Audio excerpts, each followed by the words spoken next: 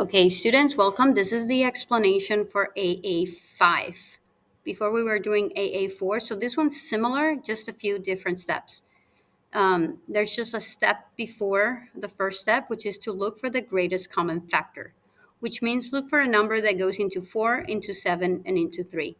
And there's no factor, a common factor for all three of them. So you skip that step.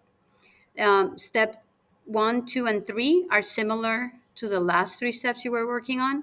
And then we just have one extra step, which means that it is to reduce. Okay, so let me work this out for you step by step. Okay, step 1 is to look for a greater common factor. There's nothing. So I'll move on to step 1. Step 1, it says draw two parentheses. And whatever's here, which is 4x, you're going to put it here, 4x and 4x. Okay, I'm done with step 1. Step 2 says look for factors of a times c. Before it was just c, but now it's a times c. So a is 4, c is 3, so a times c is 12. Does that make sense? A is 4, c is 3, so 4 times 3 is 12. So I'm looking for factors of 12 that add up to 7, which is b. Okay, what are the factors of 12? 1 times 12.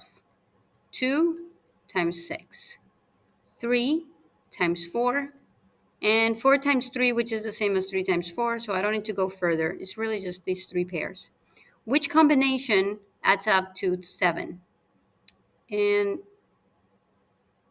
none. What am I missing? 4 times 3 is 12. Oh, yeah, this one. I'm tired. Okay.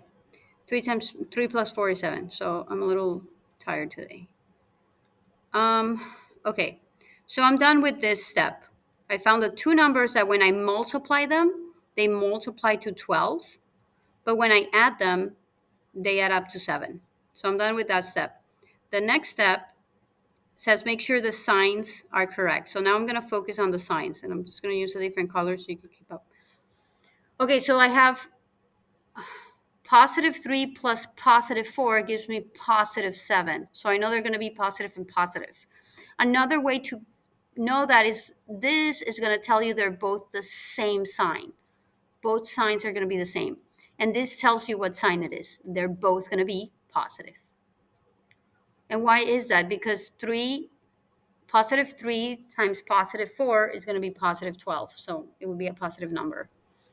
And then positive plus positive is still positive. Okay, no worries. And then the last step is to reduce. That means you're going to look at it again and see if there's anything that you can reduce. Here, 4 and 3 have no number in common, but 4 and 4, you can reduce by 4. So if you divide 4x by 4, you end up with x. And you divide 4 by 4, you end up with 1. And I'm just going to bring this whole thing down, 4x plus 3. So that's my answer. Two parentheses, binomials, and then you can double check that you got the right answer by foiling. Let me do a different color, because why not? 4x times x is 4x squared. 3 times 1, no, I'm sorry, let me not do it that way, because it's different. Okay, 4 times 1 is 4x. 3 times x is 3x. We're adding all of this. And then 3 times 1 is 3. So when I combine the like terms, which is 4 and 3, it's going to give me 7x. I bring this down, plus 3, and I bring this down, 4x squared. So I am ending up with the same thing I started with, which was 4x squared plus 7x plus 3. 4x squared plus 7x, plus 7x plus 3. Okay, so just follow the steps I gave you. Make sure you wrote them down in your notes, and you'll be fine.